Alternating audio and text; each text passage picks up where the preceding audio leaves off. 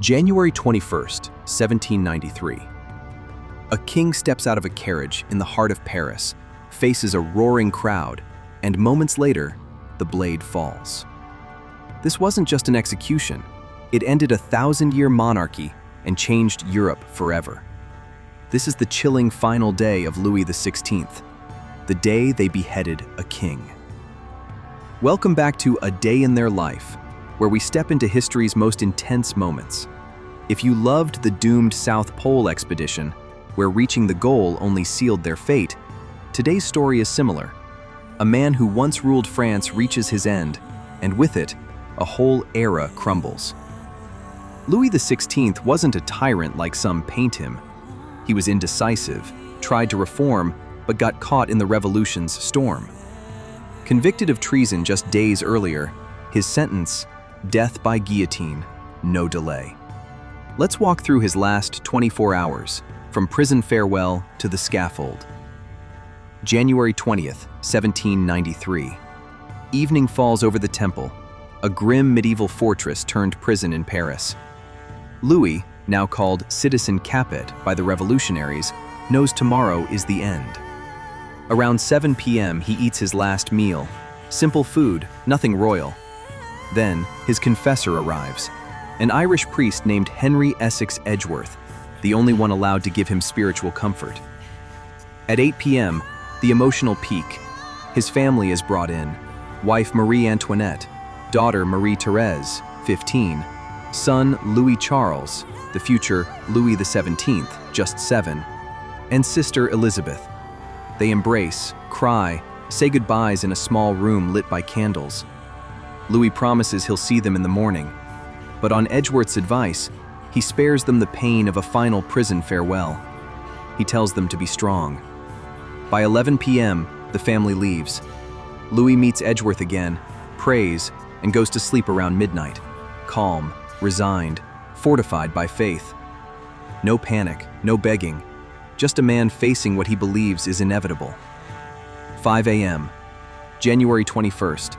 Valet Jean-Baptiste Cléry wakes him gently. Louis dresses simply, no crown, no robes, just a plain coat.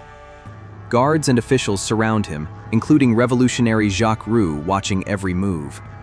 At 6 a.m., Edgeworth celebrates a final mass.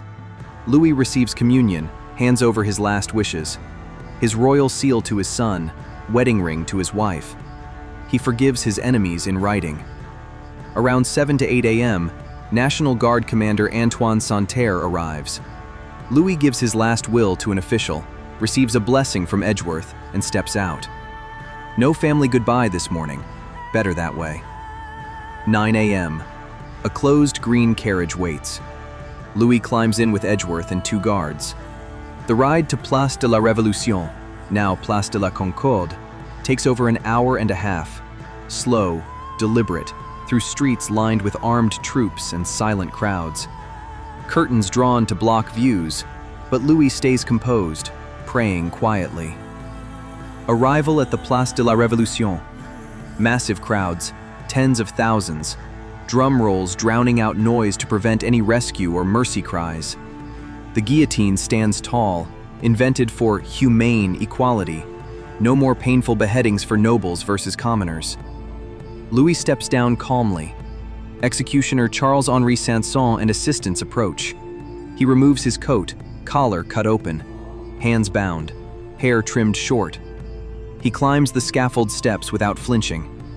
At the edge, he turns to the crowd, raises his voice. "I die innocent of all the crimes laid to my charge. I pardon those who have occasioned my death." Drums roll louder, intentional, to silence him. He tries again. "People, I die innocent. I wish my blood may cement the happiness of the French." But the noise overwhelms. Strapped to the plank, head in place, Edgeworth whispers encouragement. At 10:22 a.m., the blade drops, swift, one motion. His head falls. An assistant holds it up to the crowd. Cheers, shouts of "Vive la République!" Gun salutes fire. Some dance. The king is dead. Long live the Republic. For now. Immediate chaos. Body taken away quietly. News spreads like wildfire. Europe's monarchs horrified, fearing the same fate. It sparks wars as nations invade revolutionary France. Inside France, the execution fuels the reign of terror. More heads roll, including Marie Antoinette's 9 months later. Robespierre rises, then falls. Napoleon eventually crowns himself emperor. Myths versus reality. Louis wasn't a coward. He showed dignity and courage. He wasn't executed just for luxury. He was seen as a threat colluding with foreign powers. The guillotine? Meant to be equal, but became a symbol of revolutionary terror. Today it reminds us how fragile power is. One day king, next day gone. What if he'd escaped in 1791? What if the vote went differently? History turned on moments like this. So, was Louis XVI a victim of the revolution? Or did he seal his own doom? Drop your thoughts in the comments. What shocked you most about his final day? Would France be different today? Thanks for watching. Stay curious about the past. See you in the next one.